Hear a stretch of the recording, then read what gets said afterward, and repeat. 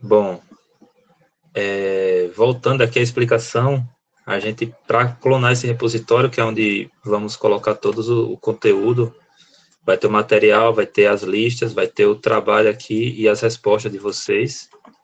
Vai ser tudo versionado aqui, né? Então, aqui no site aqui do repositório, no GitHub,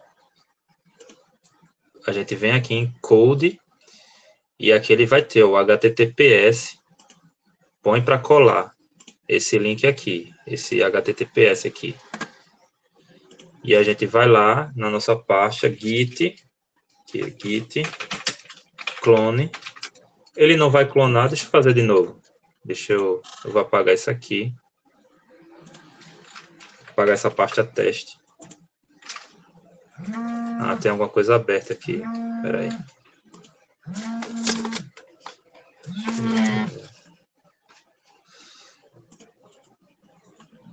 Acho que porque estava aberto ali o terminal.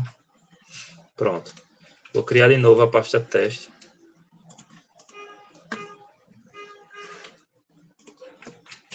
Criar a pasta teste. Ó, você vê o que eu falei, que ele já colocou com o hífen aqui, aquilo que eu estava falando, do Snake Case. Mas vamos usar o Snake Case mesmo, tá?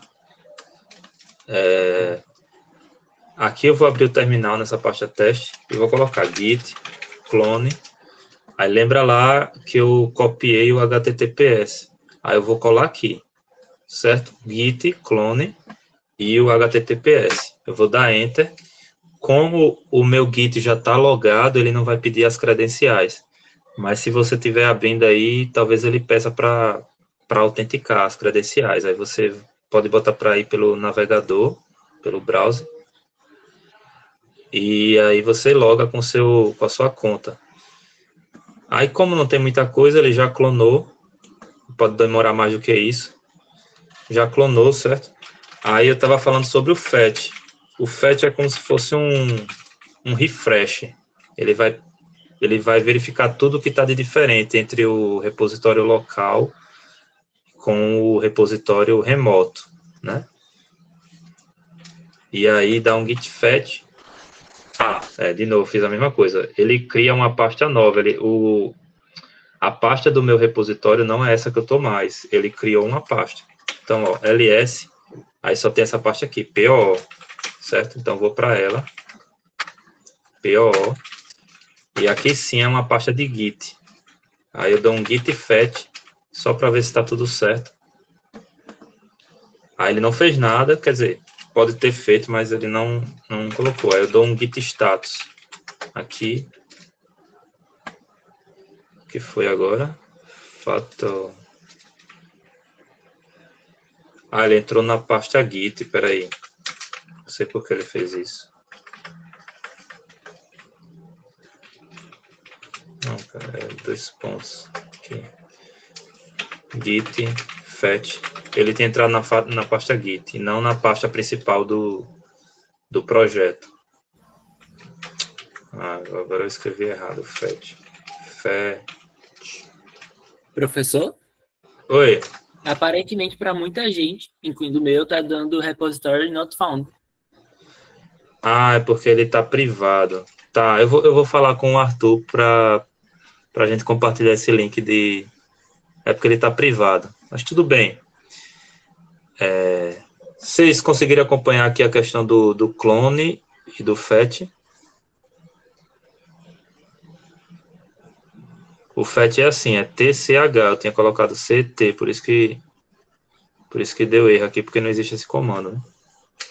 Então, git fetch é sempre bom usar antes de fazer qualquer coisa. Um git fetch, um git pull, beleza? Aí o git status ele vai dizer se tem alguma coisa, né? Para commitar alguma coisa que esteja de diferente. Aí aqui é o git status nothing to commit. Ou seja, não tem nada para commitar, tá tudo certo, tá tudo sincronizado. Não entendeu direito? Não entendeu que parte? A gente clonou, a gente fetchou, né? A gente deu um fetch, deu um status. Qual foi a parte que não entendeu?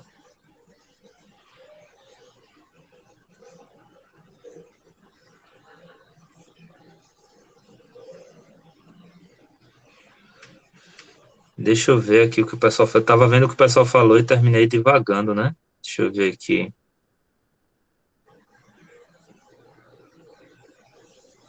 A professora estava muito rápida naquele dia. Tá. Não sei nem se deu certo a instalação. Para ver se está instalado o Git, você faz Git traço traço version. Isso é para ver se está instalado qualquer coisa, tá? Na verdade, pode ser que esteja instalado e não esteja na variável de ambiente também. Aí ele também não vai achar. Ele vai dizer que não conhece o comando. Por exemplo, se fizer qualquer coisa aqui que não seja o Git. Aí ele vai dizer que não conhece o comando. Ó. Ele vai dar esse erro aí, mais ou menos.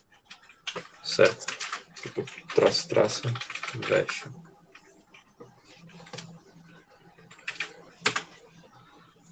Aí ele vai dizer, ó, não é reconhecido, não existe esse comando. Eu estou colocando o nome adoidado porque só para simular, se você tentar botar o Git ali e não existisse, entendeu? Deixa eu ver mais coisa.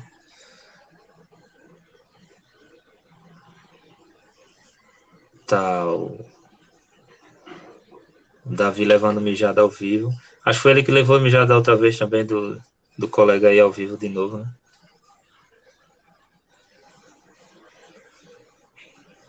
Tá. O pessoal abrindo a câmera. Abre uma câmera aí, eu gosto de ver se o povo tá interessado aí. Deu page not found, beleza, beleza, beleza. Aí eu estou usando o SSH, pode usar pelo SSH também.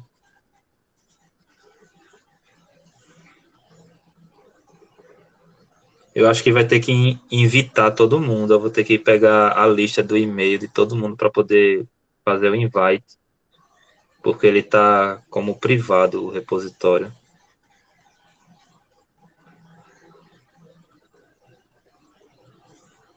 Alguém conseguiu clonar? É, isso do username é para poder logar. Foi aquilo que eu falei. Quando bota para clonar, se não tiver logado, aí ele vai pedir o username ou tentar fazer pelo browser, pelo navegador. No meu apareceu a pasta, mas ela tá vazia. Conseguiu clonar mesmo? Para ver se clonou, dá um git fetch e um git status. Aí ele tem que, no git status, tem que fazer isso aqui, ó. Tem que aparecer isso. E também, né, se você for lá na pasta, vai ter esses dois arquivos. Era para ter, né? Tô conseguindo nem abrir o VS Code. O notebook tá chorando, vixe.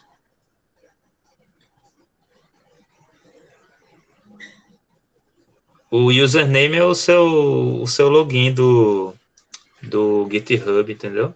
Vocês têm conta já no GitHub aqui? É esse aqui, ó. No meu caso, o meu username é esse aqui. Ou então o e-mail completo, eu acho que também vai. Beleza? Eu perguntei e não prestei atenção nas respostas. Alguém conseguiu clonar mesmo? Eu acho que não. Acho que ele tá como privado. Acho que vai ter que invitar aí todo mundo.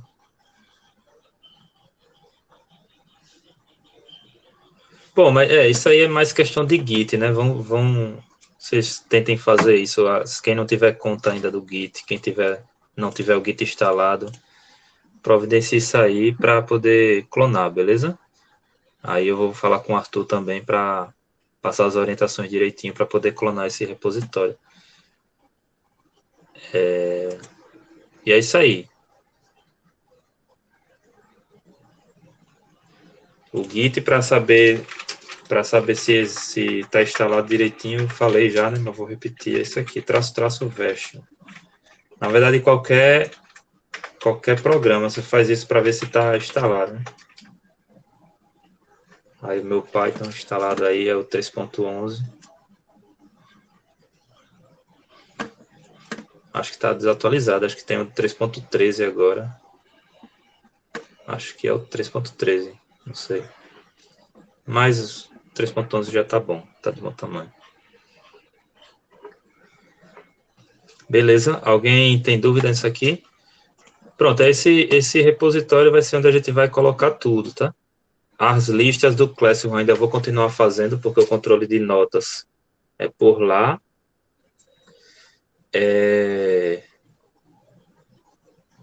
Mas a submissão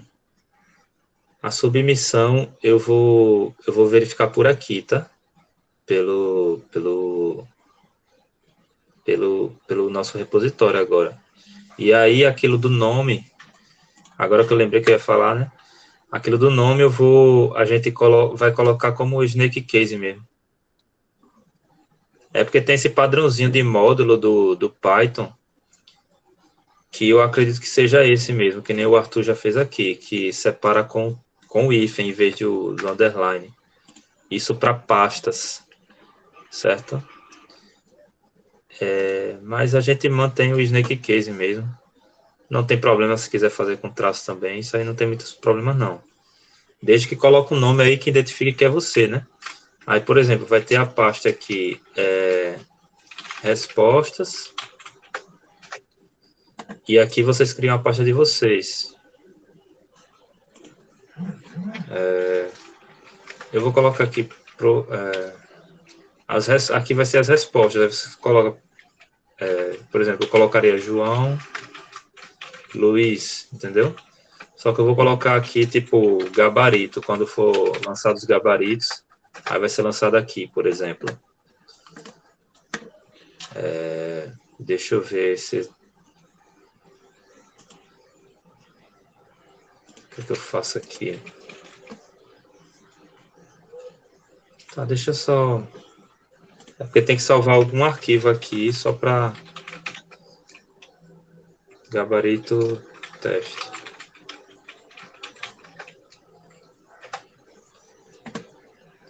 Só para deixar alguma coisa salva aqui para ele poder pegar a pasta aqui.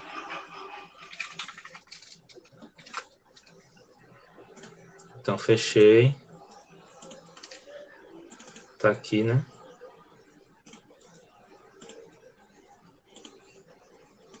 Aí, veja só, se eu der um git... Pior que agora eu fiz nessa pasta de teste aqui, né? Mas tudo bem. Porque eu já tinha criado a outra pasta lá que era quando eu ia usar. Se eu der um git status agora, vê só. Aí ele já falou outras coisas, tá vendo? Tá dizendo, ó, tem uma coisa aqui que não tá traqueada ainda, que precisa ser comitada. Entendeu? Aí tem que dar o git add, né? Vocês viram isso aí, né? Git add.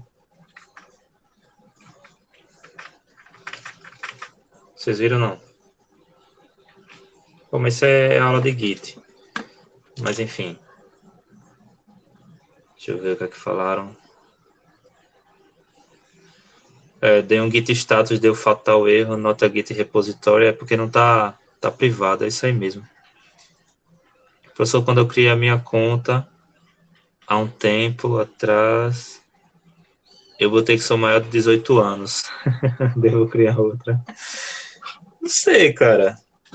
Você tem quantos anos? Authentication fail é porque você está colocando as credenciais erradas aí, tá errando no login.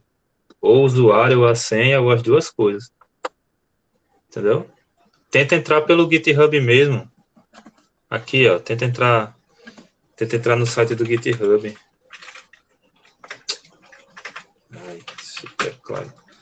Aqui o site do GitHub. Eu já estou logado aqui. Singout. Aí tenta entrar pelo site do GitHub aqui.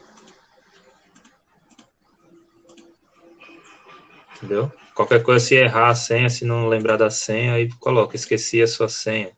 Esqueci a minha senha. Beleza?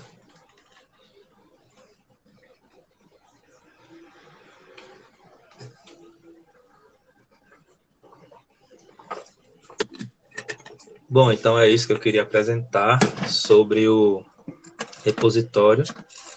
Aí é bom que vocês vão aprendendo aí no Git, já vão as aulas de Git. Quando é as aulas de Git? Que dia da semana é? É uma vez na semana?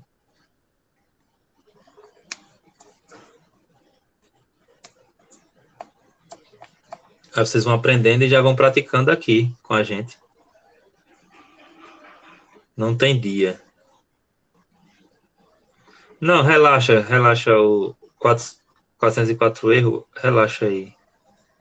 É a questão do link, o repositório está privado, vai ter que permitir que vocês visualizem. Aí eu vou falar com o Arthur aqui, ó, o Arthur aqui, ó. Quem conhece o Arthur?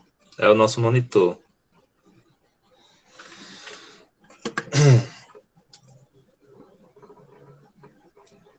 As monitorias é na quinta-feira, é amanhã, né? Aí, quem quiser, amanhã já tira essa dúvida com ele também. Sobre pegar aí clonar o repositório, beleza? Eu tô tentando ir até agora.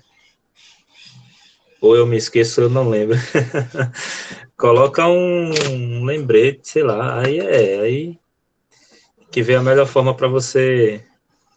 Qual a diferença de se esquecer e não lembrar? Não sei. Ou eu me esqueço ou eu não lembro. Foi engraçado. Mas bota um lembrete, bota no celular alguma coisa.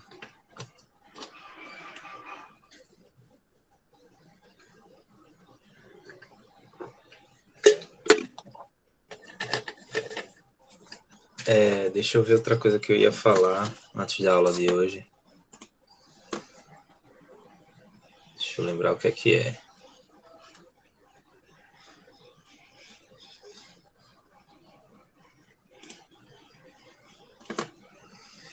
Ah, sim, Ah, sim, lembrei. Eita, saiu aí a tela?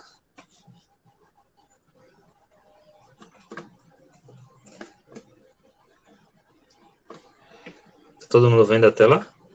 Eu dei uma mexida, ela deu uma piscada agora. Tá, né? Beleza. Uma coisa que eu tinha ficado de mostrar foi essa questão do args, né? Que tinha dado erro, tinha dado esse erro aqui, né? Que eu disse, pelo que eu lembro, dá para colocar argumentos depois do args e conseguir pegar mesmo assim, mas eu estava fazendo isso aqui e não estava indo, quem lembra? E realmente não vai assim. Aí o que é que tem que fazer? É só nomear esse cara aqui, ó. Vou dizer assim, ó, que o argumento C é esse aqui. Porque a partir do momento que a gente coloca o args, o asterisco, né? Esse nome aqui, args, pode ser qualquer coisa, tá? Esse nome args aqui pode ser qualquer coisa, tipo... Só que a gente costuma colocar args, mas pode ser outro nome, por exemplo. Sei lá. Pode ser qualquer coisa, mas a gente costuma colocar esse nome aqui quando é coisa simples, assim, que não precisa explicar, é autoexplicativo, né? Que aqui são vários argumentos que eu vou pegar e eu vou somar aqui. Beleza? Aí quando a gente coloca esse asterisco, tudo que vier, a gente está dizendo para o Python que vem dois valores, aqui no primeiro e segundo argumento, e depois tudo que vier ele entra para o args. Aí para ele conseguir endereçar o último argumento para esse cara aqui, o C, eu tenho que colocar esse argumento nomeado. Então, tem que fazer assim, certo? Que o C que vai ser o 7. Aí, dessa forma, ele vai funcionar. Ó. Beleza? Só isso aí que ficou... Abrir esse parênteses para essa aula de hoje. E a outra aula eu não consegui finalizar o material. Aí eu vou até... Cadê? Acho que eu não... Deixa eu ver onde é que tá. Vou parar aqui um pouquinho a apresentação. Deixa eu ver se eu baixei mesmo.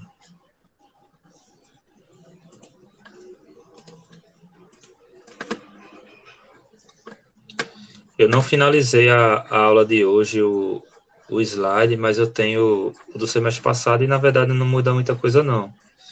Então, eu vou pegar o do semestre passado mesmo, porque... E depois eu finalizo e lanço também. É mais uma coisa que está faltando eu mandar. Já começa assim. Cadê o material? Tá aqui.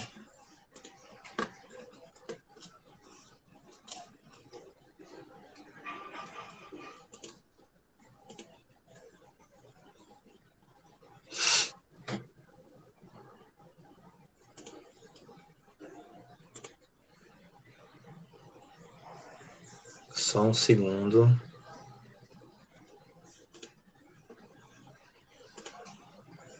Beleza. Pronto, tá aqui.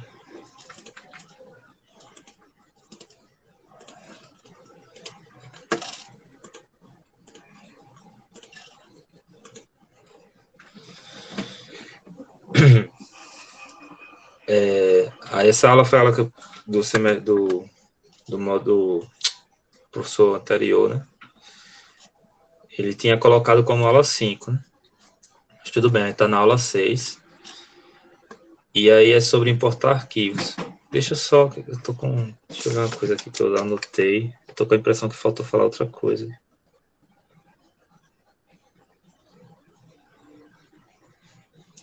Ah, sim, mas deixa eu ver, tá.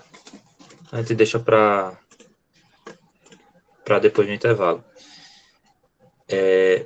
Então, assim, tudo que a gente já viu, a gente já consegue fazer os nossos programas em orientação a objeto, beleza? Não sei se vocês perceberam, mas já pegou bastante coisa aí de orientação a objeto, que a gente vai ver mais daqui para frente. Tem também a ver com orientação a objeto, tem coisas de orientação a objeto, mas é mais a questão de estruturar melhor o nosso código e padrões de projeto, testes, exceções que eu ainda não mostrei, né? De orientação mesmo, assim, do que a gente viu, falta incorporar um pouco aquela questão da composição de agregação, né? Eu vou ver se eu trago essa aula um pouco mais para frente, que ela estava prevista lá para o final. Eu vou dar uma olhada nisso. Mas com o que a gente já viu, a parte de herança aí da aula passada, a gente já consegue fazer bastante coisa, que é isso que eu quero mostrar também depois do intervalo. Não sei se vocês já começaram a mexer. Vocês estão tendo aula de matemática, né? De cálculo, álgebra e inteligência artificial, né? Eu acho, um negócio assim.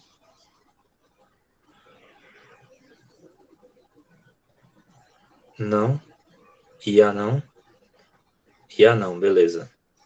Mas não tem algo, redes neurais, né? Eu acho. Ah, é álgebra e cálculo só. E PO. Tá, beleza. Ah, tá. Pronto. E aí, vocês estão. Uma coisa que eu queria ter falado no começo da aula, eu lembrei agora também. Vocês estão gostando das aulas de programação?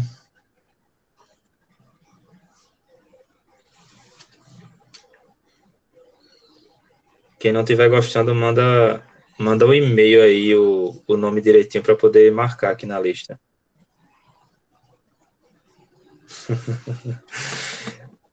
Sim. Então, aí, por que essa pergunta, na verdade? Essa pergunta porque eu queria saber se vocês gostam de reinar e gostam de fazer algum projeto próprio. Quem é que já está se aventurando aí no mundo da orientação a objeto, fazendo alguma coisa própria aí?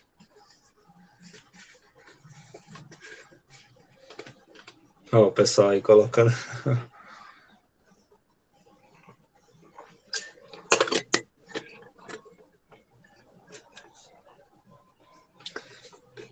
Ó, o Isaac aí, sincero, né? É a matéria que eu acho mais chatinha de assistir.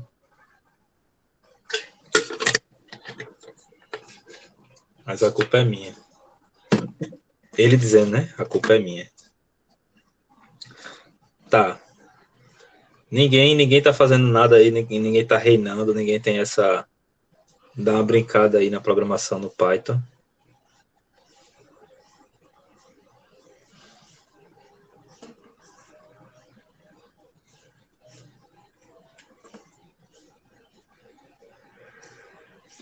Porque se for para jogar Clash Royale, se não é com ele... Ah, tá. Pergunta se for para jogar Clash Royale, se não é com ele mesmo. Beleza. Ô, professor, Pode eu dizer. não tô fazendo projeto não, mas eu tava estudando Django, aí lá dentro eu tava usando algumas aplicações, bem básicas mesmo, de PO. Sim, legal. Pronto, então, aí o que a gente viu já dá para fazer bastante coisa, beleza? E a gente vai ver isso quando voltar do próximo bloco. Eu trouxe uns exercícios aqui para a gente fazer junto, para ir despertando esse interesse em vocês, né? Se tá gostando, todo mundo diz que tá gostando. Se estão gostando, vão gostar de fazer, meter a mão na massa aí, né? Aí vamos lá. Então, as próximas aulas é mais essa questão de estruturação. Eu trouxe elas nesse momento porque justamente a gente vai fazer esse projetinho que vai ser muito bom para vocês, porque vocês já vão sair desse curso já com um portfólio, né? Já vão sair com um sisteminha em Python aí já pronto para colocar no portfólio de vocês aí. E outra coisa que é boa é porque quando fica só nas listas, termina ficando... As listas é bom porque é um exercíciozinho didático para aprender certa coisa, né? Que foi passada aqui na aula. Mas fazendo isso termina ficando limitado, né? E já quando lança um projeto maior, mais denso, aí vocês vão ter outra visão do que é programar, né? Aí a ideia do projeto é essa. E aí, assim, uma coisa importante é a questão da estruturação, modularização, importação de outros arquivos, que é o que a gente vai ver hoje, os imports, essa questão de estruturação do projeto em si. Então, como a gente vai começar a usar o repositório lá do Git, aí é importante essas aulas de estruturação, mas a questão de fazer o código funcionar, criar as funcionalidades, a gente já consegue fazer com o que a gente viu, beleza? De questão de herança, o super, o init, sobrescrita de métodos, enfim. Mas vamos lá para a aula de hoje. Então, importando de outros arquivos, como é que a gente faz isso? Aí tem, por exemplo, uma pasta aqui, ó, meu projeto.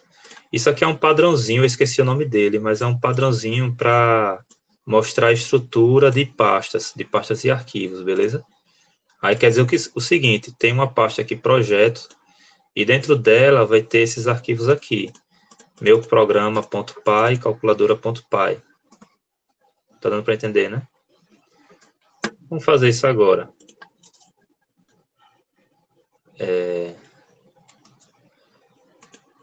Aqui eu acho que...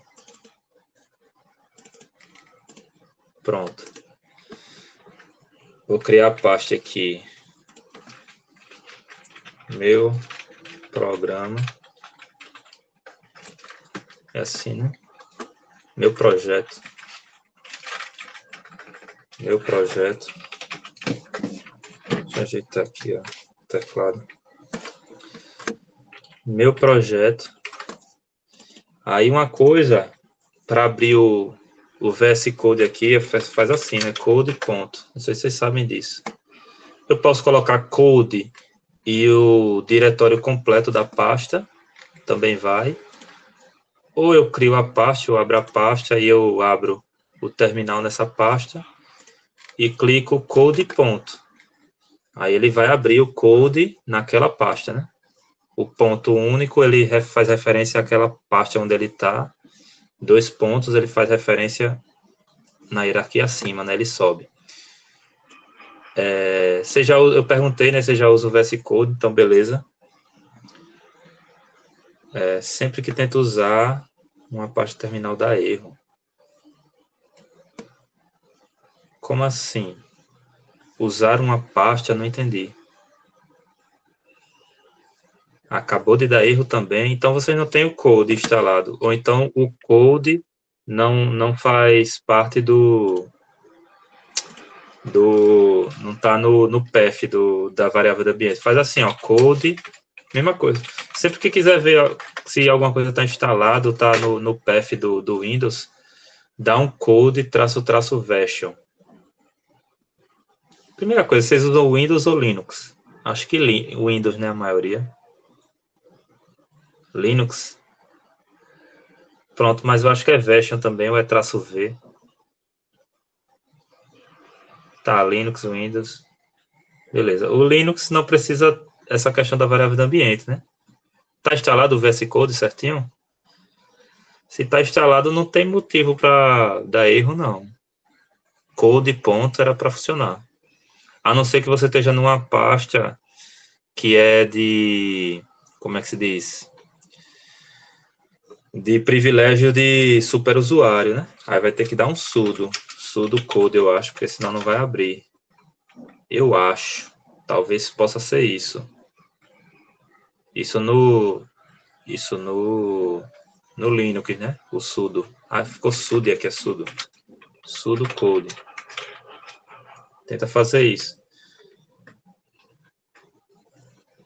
Mas, enfim, não tem mistério, não. É code, ponto. Ou então você abre o VS Code, normal e bota para abrir Open Folder, né? E você escolhe a pasta que você quer abrir. Beleza? Aqui foi só um atalho que eu quis mostrar. Certo? Todo mundo conseguiu abrir o VS Code aí?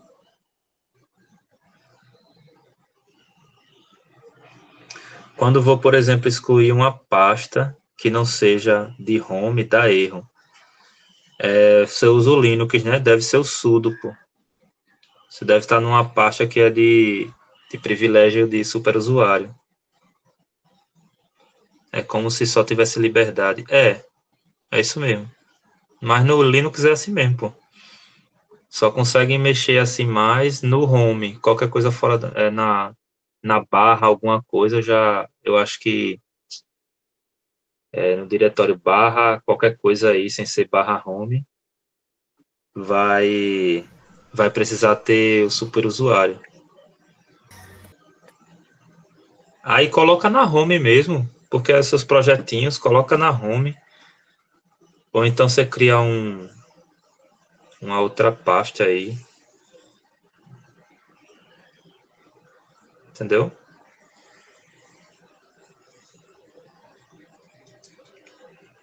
Entendeu não, Rickenberg? Beleza.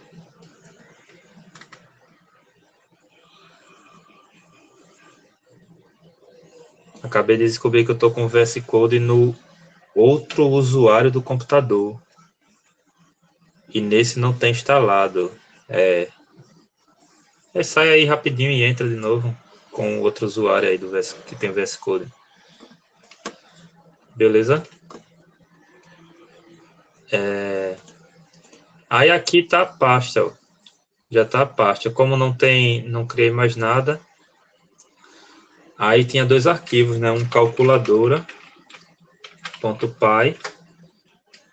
Vocês têm instalado a extensão, ele já identificou aqui como, já criou esse iconezinho, né? Aí eu não sei se você já tem, mas eu já vou sugerir instalar as extensões do Python, né? Deixa eu abaixar isso aqui. As extensões do Python, que são essas aqui todas, que tem as duas cobrinhas aqui, é o símbolo do Python. O Drácula eu gosto, mas não é obrigatório. É só um temazinho só um tema mesmo.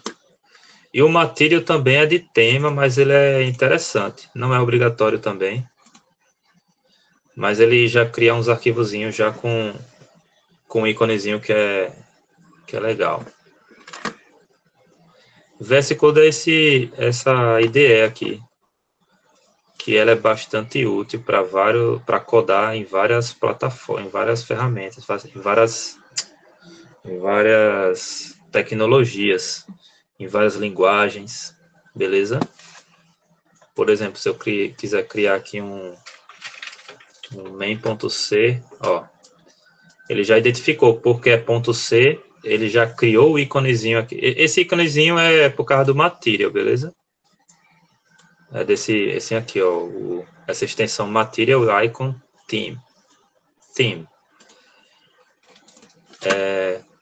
Mas assim, aí aqui eu não tenho, esse computador está acabado de formatar, inclusive aí vai pedir para instalar várias coisas aqui, durante a aula acho que também vai ficar faltando coisa, eu vou instalar na hora, mas é coisa besta, beleza? Aí ele já sugeriu uma extensão aqui do C para eu instalar, ó, se eu quisesse. Na verdade já começou a instalar sem querer aqui, não tem problema não. E aqui eu poderia já fazer em C, entendeu? Não sei se vocês aprenderam C. Acho que não, né?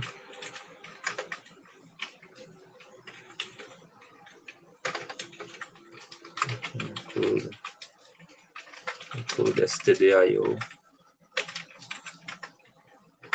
Ai, esse teclado stdio.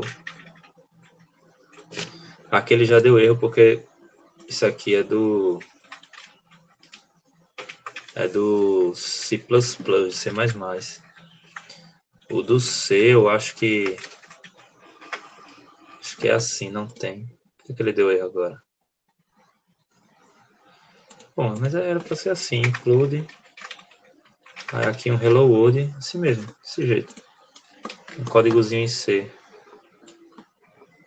Mas enfim, aí o VS Code, ele é uma IDE para a gente editar, né? Códigos. E aí ele tem várias extensões, tem várias coisas. Vou excluir isso aqui. Mostrei o C aqui, foi só para exemplificar que dá para trabalhar com diversas linguagens ao mesmo tempo aqui, dependendo do projeto. Às vezes a pessoa tem uma API que é em Python e o projeto está em Next, Node, enfim. É um editor de código e de texto também. E tem extensão para tudo, tem extensão para visualizar imagens do projeto, para visualizar PDF, Markdown. Ah, o do Markdown vai ser bom, acho que nessa aula também vai ter. Aí, se vocês não tiverem essa extensão,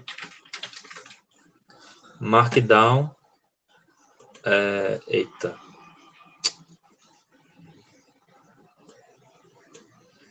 Esse aqui mesmo, deixa eu ver se é esse. Eu não estou lembrado qual é, mas eu acho que qualquer um aqui serve. Acho que mudou o ícone, porque eu não estou lembrado desses ícones aqui. Mas eu acho que é esse primeiro. O interessante, acho que é esse aqui. Bom, acho que qualquer um vai funcionar, vai servir. Mas aí eu vou no que tem 7,6 milhões. Aí vem aqui o Trust Publisher. Vocês já usaram o Markdown? O Markdown é um tipo de linguagem, não pode dizer que é uma linguagem, mas é para a gente tipar o texto. Tipo assim, eu vou criar um arquivo Markdown. readme.md.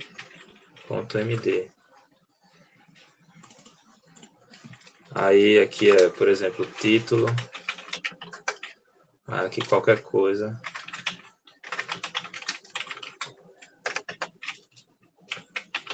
Outro parágrafo. Item 1. Item 2. Aqui eu estou tipando. Aí o Markdown ele reconhece isso aqui e ele vai... Cadê a extensão? Ela instalou? Como é que eu uso ela? Acho que não era essa aqui, não. Quer dizer, essa aqui, né? Onde é que eu vejo ela? Que era para visualizar como o Markdown está sendo feito. É igual como a gente faz no Jupyter ou então aqui no Notepad, como é, no Colab. Tipo aqui, ó. Aqui eu escrevi dessa forma, né? Aí quando ele renderiza assim, né?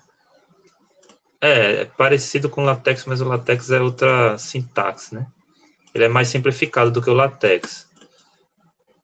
Você não precisa importar bibliotecas nem nada, ele não é tão robusto quanto o LaTeX, né? Entendeu?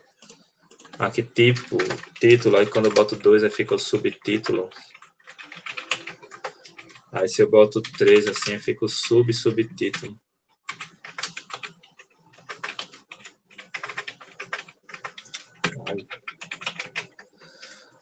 Agora, eu não recomendo essa extensão porque eu não estou vendo nem... Eu não estou nem achando onde é que eu vou visualizar aqui nela. Era para ser mais fácil. Como é que eu uso ela aqui? Cadê? Gostei não, desinstalar. Vou pegar essa aqui, essa primeira. Vamos ver. Achei muito complexo. Se eu não achei fácil o botão, é porque é complexo. O negócio tem que ser facilitado. Deixa eu ver, já instalou. Já instalou.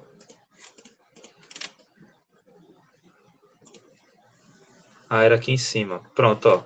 Aqui ele já está mostrando a pré-visualização do meu Markdown. Entendeu?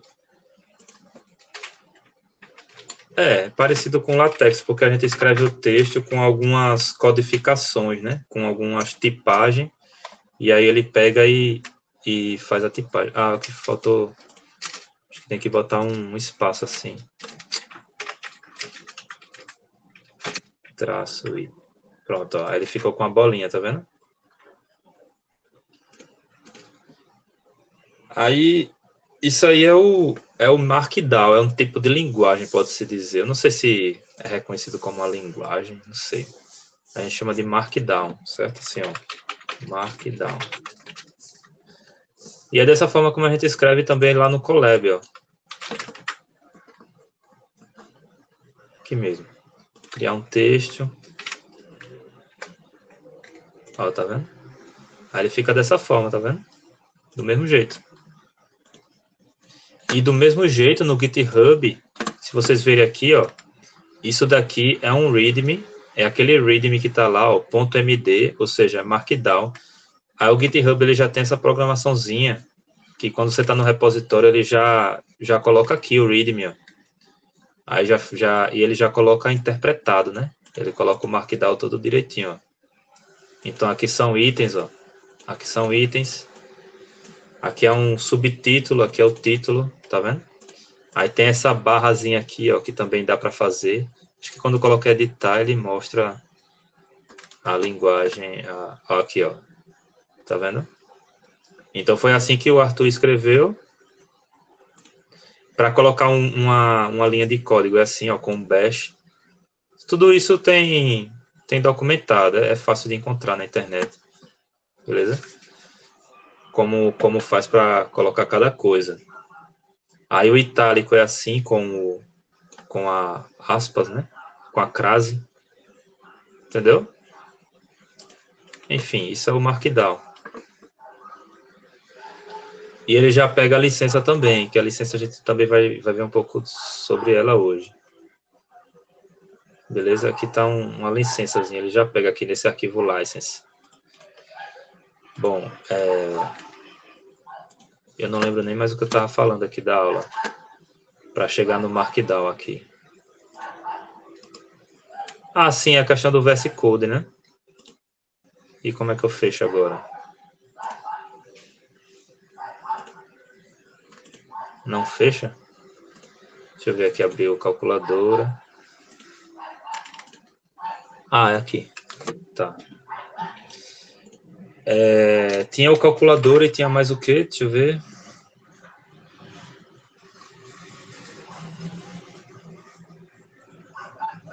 Ah, peraí, é da aula, né? Me bananando. Isso aqui, meu programa.py. Então, aqui em meus projetos, criar um novo arquivo, meu programa.py. Beleza? E aqui na calculadora ele criou uma soma. Tá, ele definiu uma função aqui, soma, que pega um A que é um float, um B que também é um float. Ele vai retornar naturalmente um float, porque é a soma de dois floats. Return A mais B. A mais B. E aqui no meu programa, eu posso importar, era isso a aula de hoje, né? Eu divaguei tanto, mas a aula de hoje seria como importar, né? Então, ó, from calculadora, from calculadora, import, soma. E aí eu vou poder usar a soma. Print, soma, pode ser isso aqui, 3 mais 5. E aí eu vou rodar Python. Vocês sabem como rodar o código Python aqui, né? É dessa forma. Se tiver o Python instalado, de novo, Python version. Aí ele vai dizer se está instalado. Uma outra coisa que o VS Code possibilita é rodar num ambiente virtual, que é interessante.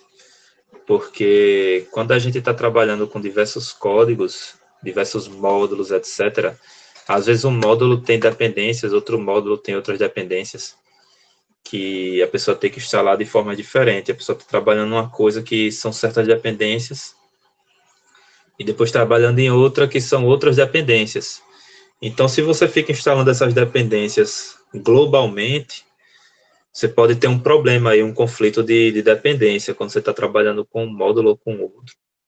Pode dar essa bronca aí.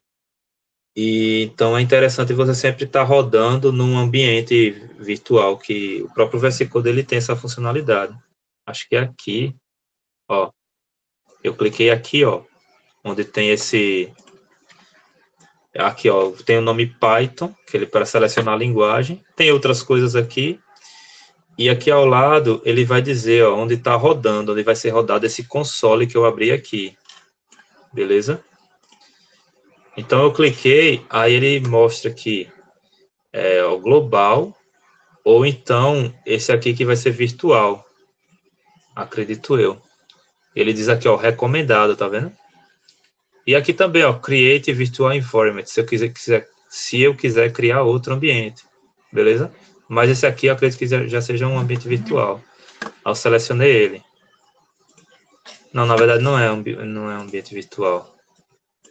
Esse é o único, não, deixa eu ver a diferença.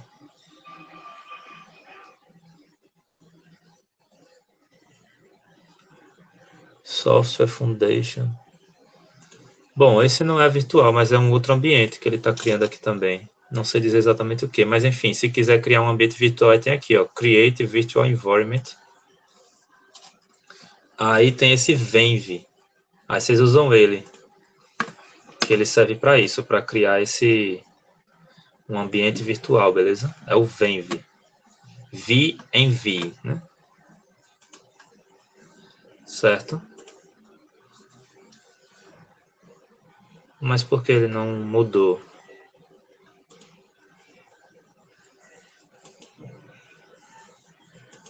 Ele está criando aqui, mas está dizendo que está criando, mas não está criando. Não sei por quê. Não sei se é porque...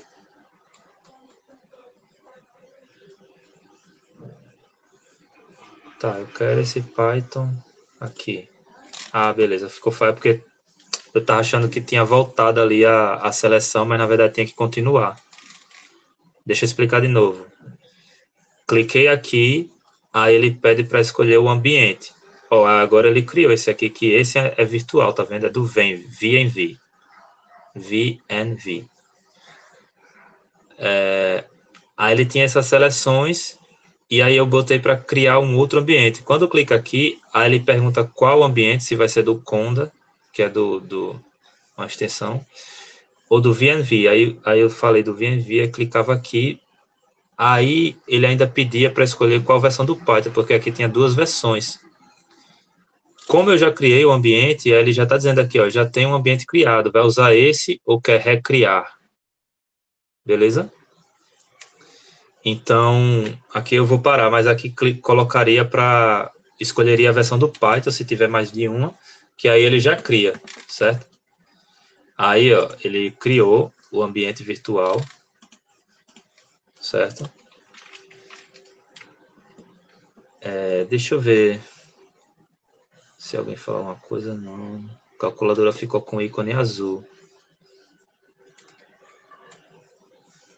Você colocou calculadora.py, o ícone azul, acho que aquele ícone padrão é porque está sem extensão, né? Você colocou uma outra extensão aí que ele pegou outro ícone. Tem que botar ponto .py para ele reconhecer que é do Python. Certo?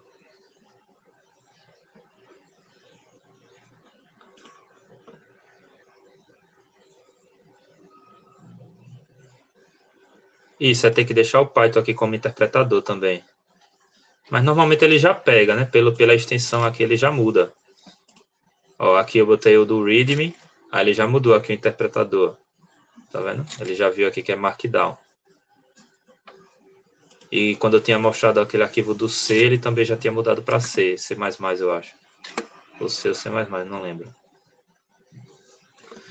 Bom, aí dessa forma, eu vou rodar o código, né? Python. Main não, meu programa. Meu programa Py. Aí ele deu a resposta 8, que é justamente a soma. Então, aqui a gente está importando desse outro arquivo, tá entendendo? Antes, a gente estava fazendo tudo num arquivo só, né? Aí, dessa forma, a gente consegue ir modularizando e estruturando o nosso projeto. Porque, nesse caso, esse arquivo calculadora, aqui eu colocaria tudo que precisa ser feito de calculadora. Poderia fazer o def subtrai, qualquer outra coisa. Beleza? Fazer todas as operações. E aqui, ó, veja só, algumas formas de importar. Aqui eu estou importando só a soma. Então, se eu der um print, acabei de criar o subtrai, ele não vai funcionar. Não deveria, né? Vamos ver se funciona. O Python também, às vezes, é tão liberal, digamos assim, que às vezes você até faz medo de testar isso aqui. Não, beleza. Deu erro.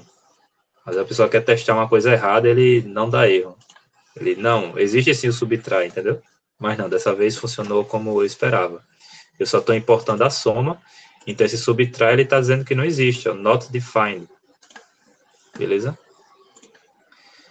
Mas eu posso somente fazer assim, ó, import calculadora, como se fosse aquelas bibliotecas lá. Só que aqui eu tenho que fazer dessa forma, né? O soma vai ser calculadora, ponto soma. O subtrai vai ser calculadora, ponto subtrai. Aí agora sim, se eu rodar, ali vai dar ó, 8 e 6. 8 é 3 mais 5, 10 menos 4, 6, beleza? Outra coisa que tem que salvar, né? Sempre que editar aqui tem que salvar. Aí uma coisa que eu faço, aí vai do gosto de cada um, eu deixo o autosave ligado, né? Por isso que eu não estou precisando salvar.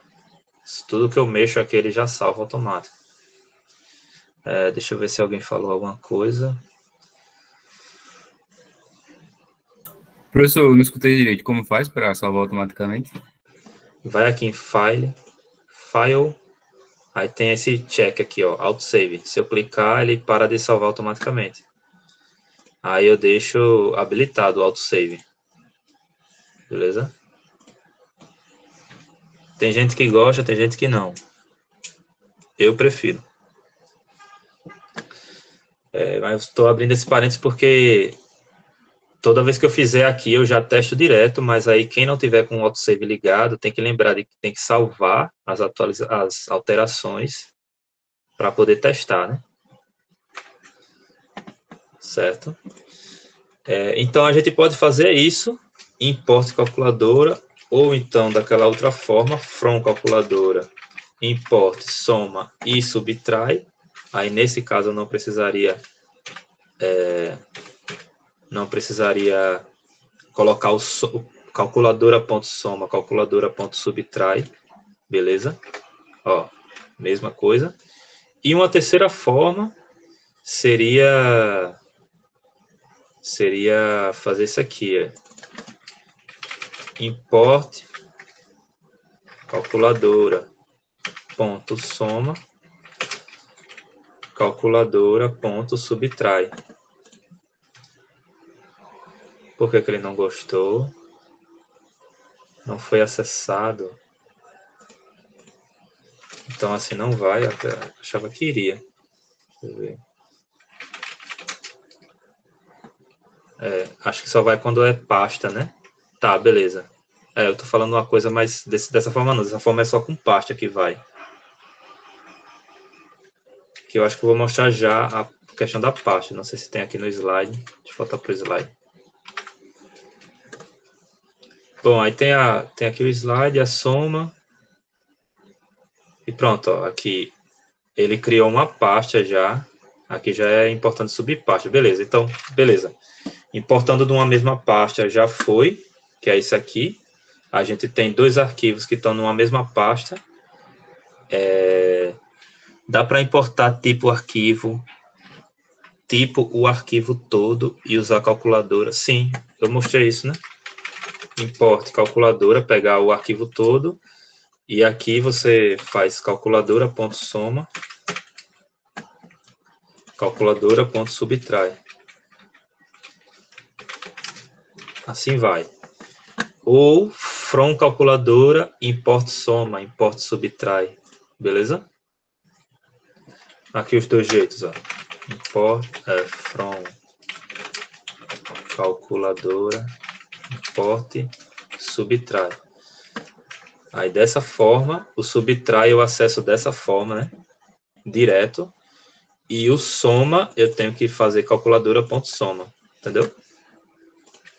Ó, eu vou rodar. Tá vendo? Funcionou. O desejo de continuar e evoluir avança conceitos. Algo que colide com o nosso início. Ô, louco, o cara tá filosofando aí. A oxidação leva o mundo ao estado inicial de sua existência. Olha. Entropia, né? Os caras tão não confio na... começou aqui, né? Não confio nas máquinas. Começou a termodinâmica depois disso, né? Segunda lei da termodinâmica. Sim, então aqui a gente importa do mesmo arquivo, quando estão na mesma pasta. Mas se eu criar uma outra pasta aqui, funções ele chamou, né? E eu vou jogar a calculadora lá para funções. Eita. Calma, joguei errado. Para aqui. Mover. Tá. Eita. Não era para ter feito isso.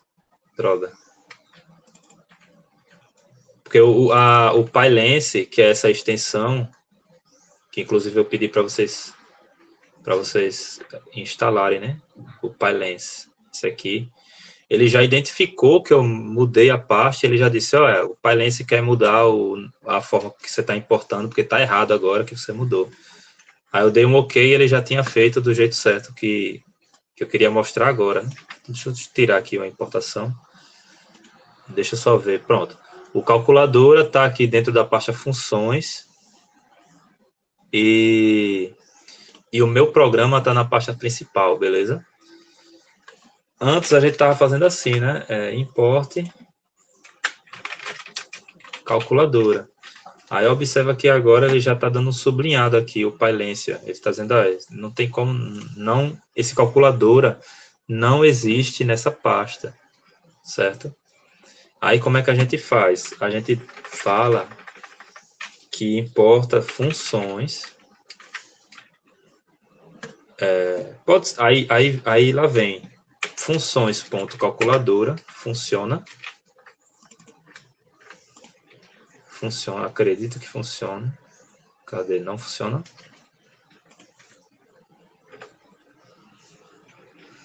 Não funciona. Ah, tá, porque aqui eu estou importando calculadora. Aqui eu tenho que digitar também calculadora. Calculadora.soma, não é? Ou tem que digitar tudo? Acho que tem que digitar tudo. Dessa forma, funções.calculadora está importando, só que eu teria que copiar tudo. Ou fazer aquele alias, né? Podia fazer assim, eu não lembro se é com maiúsculo ou minúsculo, acho que é minúsculo, né? Pode ser calc, pronto. Calc. Aí dessa forma eu só chamo de calc, né? Porque eu criei um alias. Tá dando para entender, né? Tá tranquilo até aqui?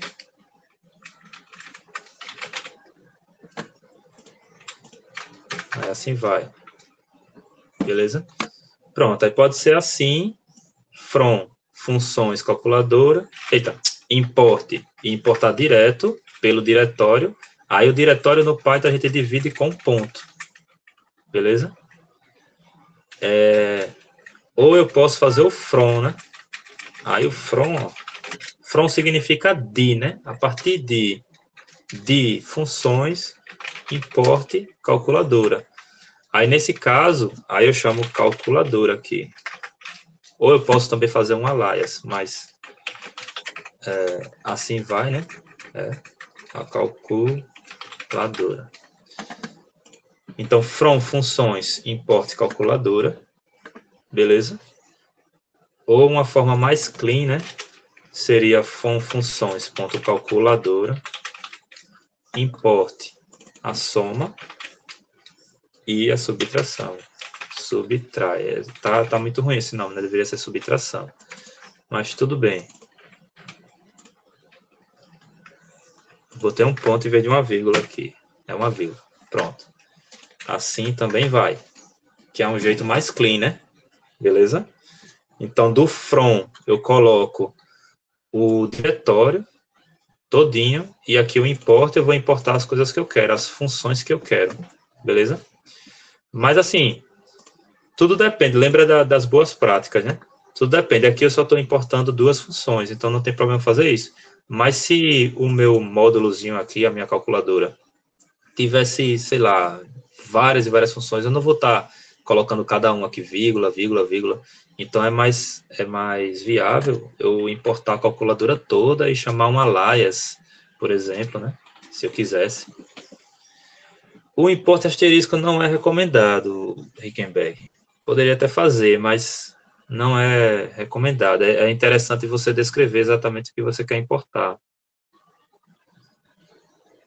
O import asterisco, ele termina comendo, né? Termina colocando tudo como se fosse do seu código e a pessoa fica sem entender. Outra pessoa que for olhar pode ficar sem entender se aquilo vem do from, do import, de qual import que vem, ou se vem do seu próprio código, né? Aqui fica claro, mas imagina sempre que a gente está fazendo um código imenso, um projeto imenso, tá? Aí, às vezes, vai ficando difícil de onde está vindo as coisas, se usar o asterisco. Beleza? Então, dessa forma, a gente importa de pastas, certo? E aí vem o init, né? O famoso init, eu acho. Importando a subpasta, beleza. Ele criou outro... No caso, a minha pasta agora é o meu módulo. Aí eu vou ter esse módulo aqui, funções. Aí dentro dela eu criei o calculadora e ele criou aquele outro de estatística, né? Estatística. Aí faltou o ponto .py.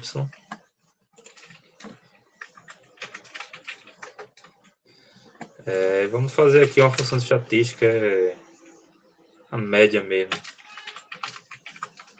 Média de 2 valores, A e B.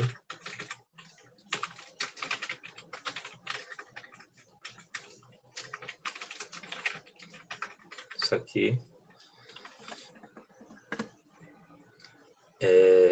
Beleza? E aqui eu vou usar uma outra forma de importar, ó. From funções,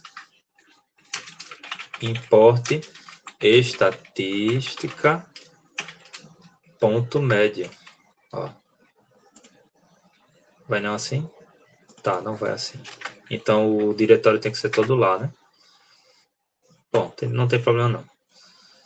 Então aqui eu importo estatística e aqui um outro print.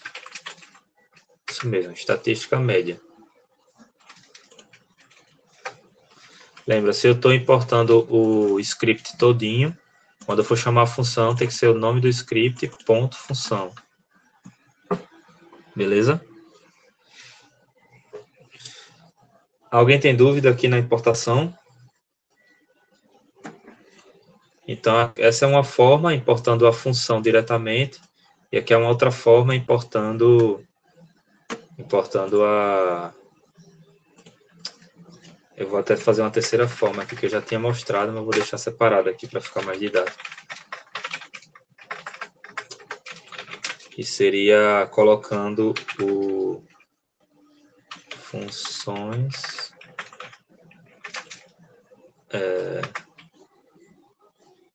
como era? Ah, tá. Import, subtrai.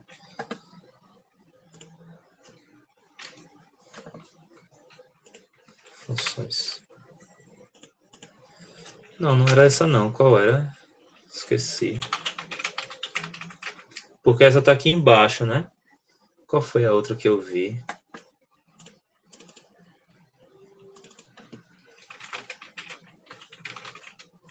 Porque assim não vai, né? Subtrai.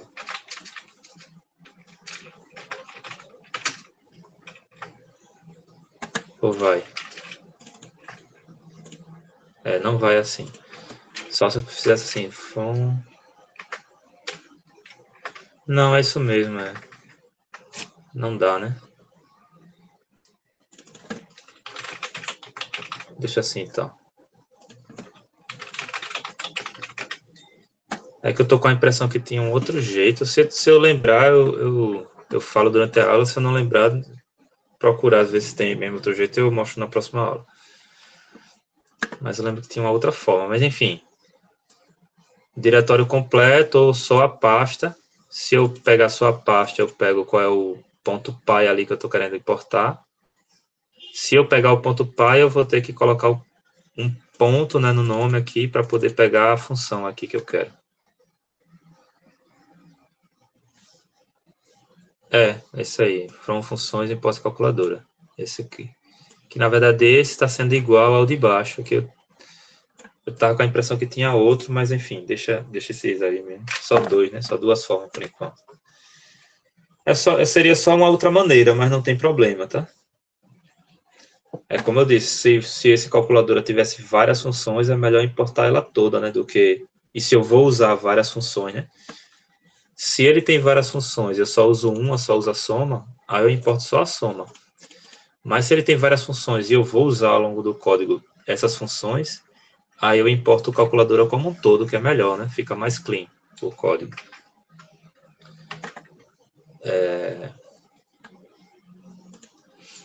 O init. Bom, o init, a gente viu o init como função, né? Existe o init.py. O que é que o init.py faz? Ele é usado para marcar qual é o diretório daquele pacote ou módulo. Um pacote e módulo aqui para o Python é a mesma coisa, tá? São palavras sinônimas. Então, assim, ele permite... na verdade, não precisa dele para que seja importado como módulo. Para o setup precisa. O setup é um outro arquivo, que eu vou falar já. Mas você viu aqui que eu já estou importando sem precisar dele, né? Eu não criei esse init.py e ele já está sendo importado. O calculadora já está sendo importado. O estatística já está sendo importado. Ah, tá. A terceira forma que eu já tinha mostrado, né? É o import próprio do... Deixa eu colocar aqui. O import do módulo completo, né? Seria import funções. Aí aqui na soma eu tenho que fazer funções, ponto, calculadora, ponto, soma, né? Beleza? Então, assim, eu já estou importando como um módulo aqui. Mas, enfim, ele marca para o Python qual é o diretório principal daquele pacote. E mesmo que ele esteja vazio, ele já indica isso, né? Aí, para que serve o init? Ele indica que é um pacote, né, para a gente que está visualizando ali, e para o setup. O setup é um outro arquivo que eu vou mostrar já, mas ele vai indicar para o setup ali, para outros pacotes que também usa, qual é a inicialização daquele pacote. Outra coisa que o próprio nome já diz, é a própria inicialização. Existem pacotes que a gente precisa executar certas coisas antes de inicializar ele.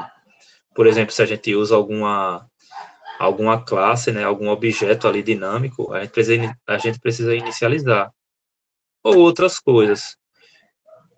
Deixa eu fazer logo esse init aqui, para exemplificar.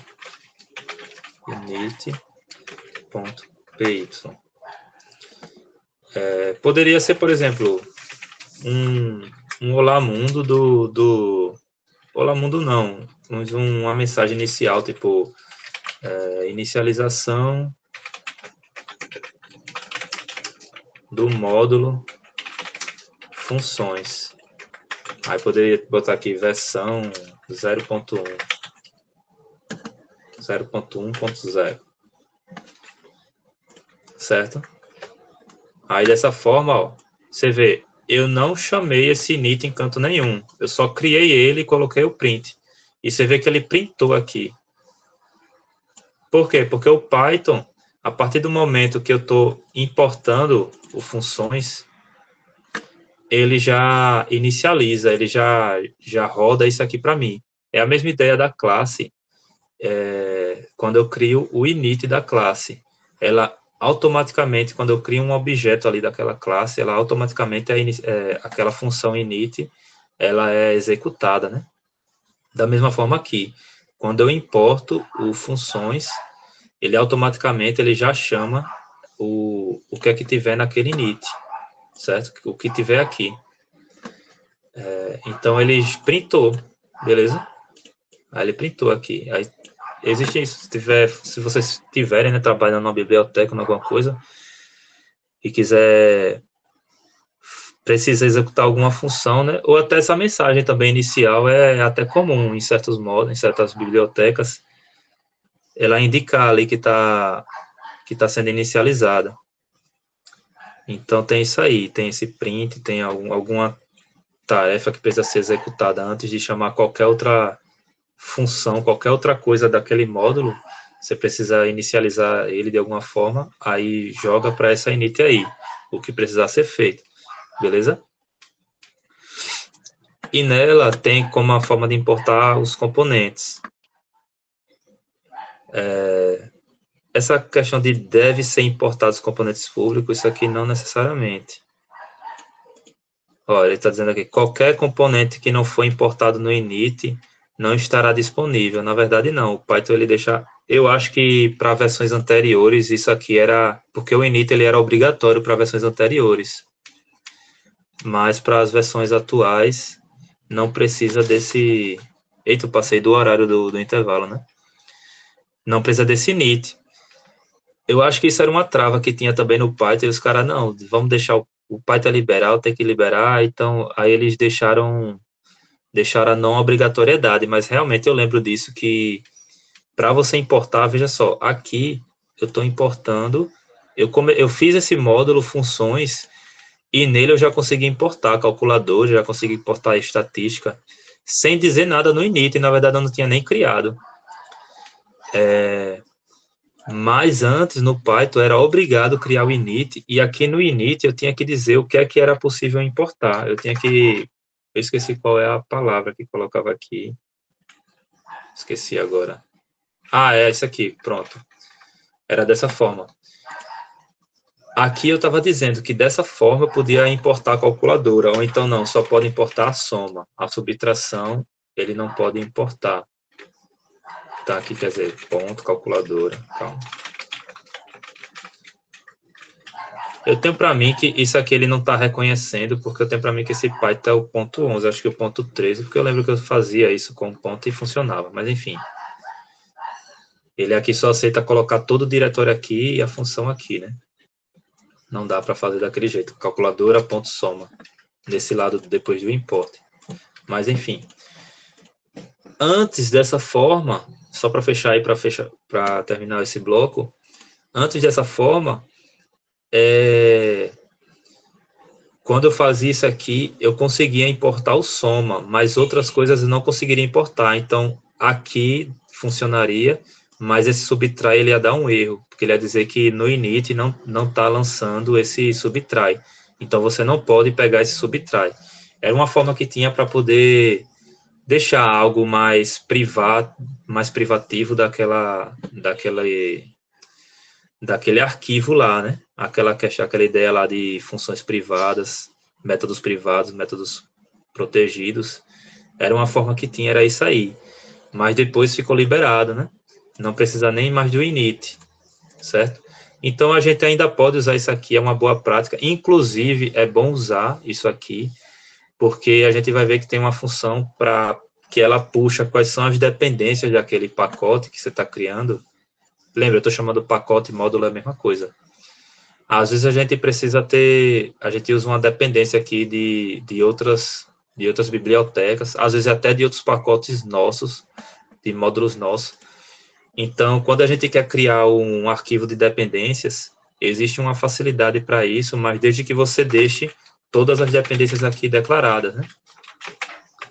Então, se eu faço isso aqui, aí esse métodozinho que existe, que eu vou mostrar mais para frente, ele vai ler esse init e vai identificar que esse módulo ele tem essas dependências, ele tem essas funções a ser aplicadas, certo?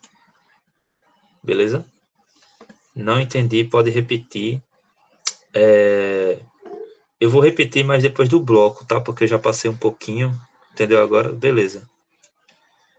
São meia hora de intervalo, então 5 e 5, vamos deixar assim, a gente volta, beleza? E aí, quem teve dúvida aí dessa parte, a gente conversa depois do próximo bloco. Certo? Então, até mais. Vou parar aqui a gravação.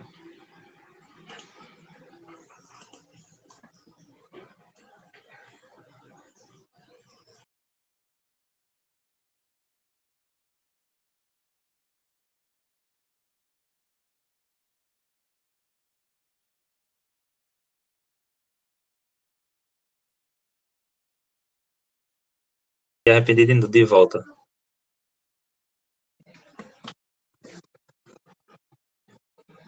Porque aí pode ser que tenha algo interessante, né? Então deixa gravando aí qualquer coisa. Mas aí provavelmente o que vai ser lançado para o YouTube vai ser essa segunda parte, vai ser eu gravando sozinho mesmo.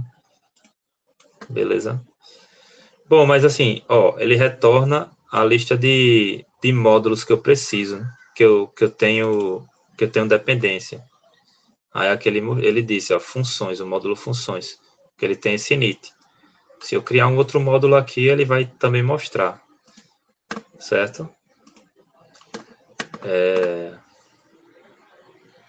Então é isso aí, Aqui tem um exemplozinho, também parecido com o meu. E aí para instalar, ó, a gente roda esse setup py. Aí ele vai instalar. E quando a gente instala, o nosso módulo, ele fica como se fosse um pandas da vida, um numpy da vida, entendeu? Deixa eu mostrar isso. Mas para instalar, precisa ter isso aqui, né? Deixa eu fazer logo isso aqui. Tá dizendo aqui, ó, para executar esse install do setup, é preciso ter esses pacotes aqui instalados, beleza? Então, deixa eu fazer logo isso aqui nesse ambiente aqui. Lembra que aqui está rodando num ambiente virtual. Ué, não pegou. Copiar. Colar. Aí aqui ele vai instalar. O Setup Tools eu já instalei, né? Mas aí ele vai instalar esse Wheels aí. Essas outras coisas. Porque esse computador aqui tá zeradinho. Tá precisando configurar tudo. Mas enquanto ele instala aí, pronto, terminou. Aí roda esse comando aqui, o Python Setup. Vou até digitar, Python Setup, já criei o Setup já. Setup.py install. Ó, aí ele criou. A partir do momento que ele deu acesso negado aqui, aí é questão de privilégios, que não tem aqui nesse caso, acho que não sei se deu certo.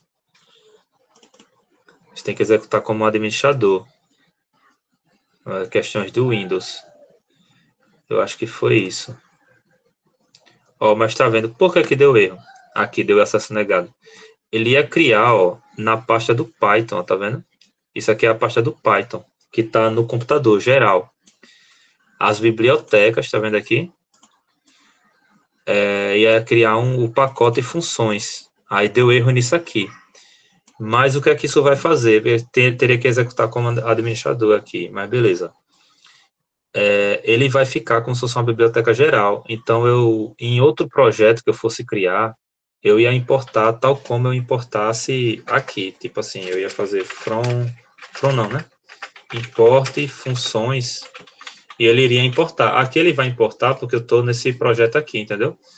Mas se eu abrisse um novo projeto aqui, sei lá, aqui é meu programa, eu fizesse um novo projeto aqui.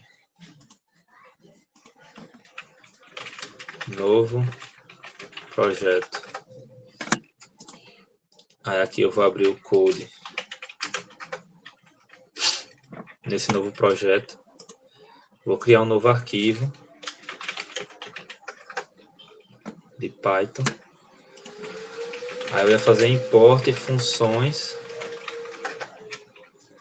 Eu não sei, eu acho que não vai funcionar, mas vamos ver. Vamos ver aqui. Print funções.soma. Calculadora, na verdade, né? Calculadora.soma. Eu acho que não vai funcionar. Porque ele deu aquele acesso negado lá. Python main. Deu erro, ó. Ele diz que não existe esse módulo funções. Mas se não tivesse dado aquele problema de acesso negado, ele ia ficar como global, entendeu? A minha biblioteca ia ficar global no meu ambiente aqui de trabalho. Deu para entender? Ele ia ficar como se fosse uma biblioteca do Python, do ambiente do Python. O Python ia reconhecer essa biblioteca em qualquer ambiente dele aqui. Entendeu?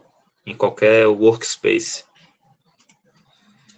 Então é muito interessante esse criar essa pasta setup. Inclusive, se vocês estiverem trabalhando em alguma coisa, quiserem jogar no GitHub, um módulo, uma biblioteca aí, alguma funcionalidade, documentar, né? Documentação é muito importante. O README faz parte da documentação.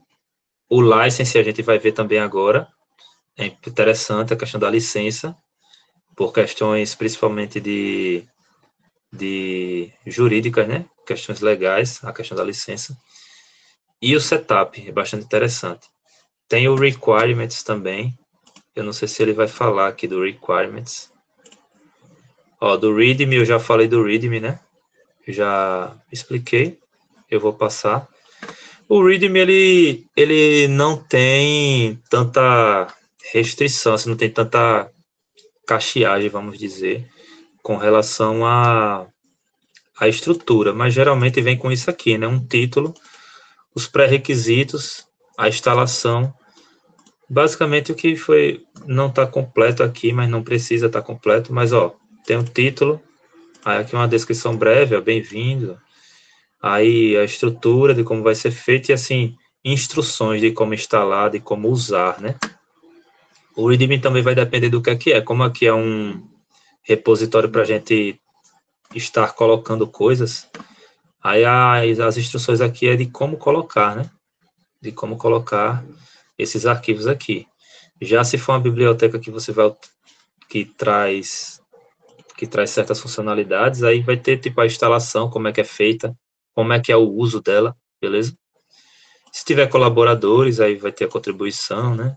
Contatos, agradecimentos, se você usa bibliotecas de terceiros, enfim, teve alguma ajuda aí agradecimentos. E aqui a questão da licença. Tem exemplos aqui do README, né? Que ele trouxe. Vamos abrir aqui. É dele, é do professor. O Nano é ele. Então, aqui exemplos de README.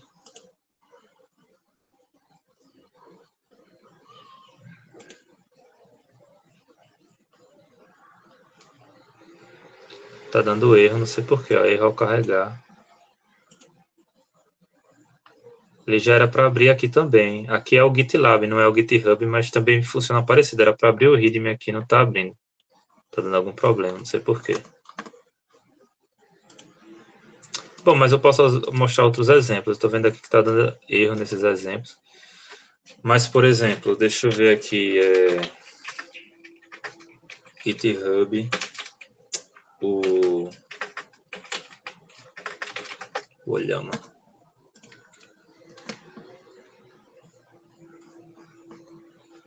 Ó, aqui está o README do Olhama. Aí ele está dizendo aqui, ó, onde você pode pegar, onde você pode baixar pelo Linux. Aí tem manual, o Docker se você quer fazer uma imagem. Um começo rápido, ele já está dizendo assim como é que usa, né? Um start rápido ali. Bibliotecas, que podem ser puxadas do Olhama. Eu não vou me explicar muito sobre o Olhama, estou mais mostrando assim o README, né? Mas eu já tinha mostrado antes. É porque eu tinha mostrado do repositório aqui, esse aqui está mais completo, né? Beleza?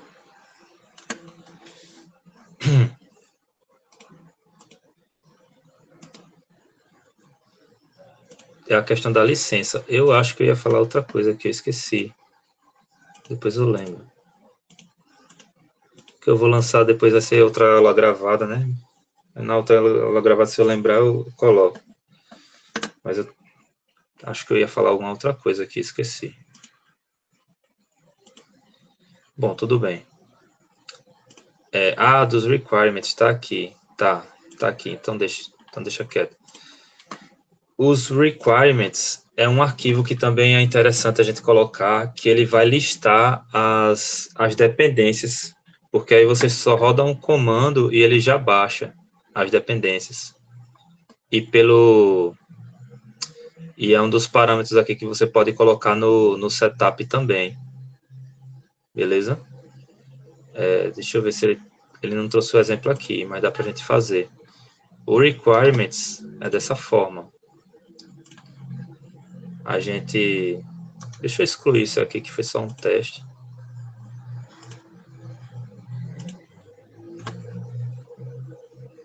Tá, tem alguma coisa rodando aqui dele, aí tá...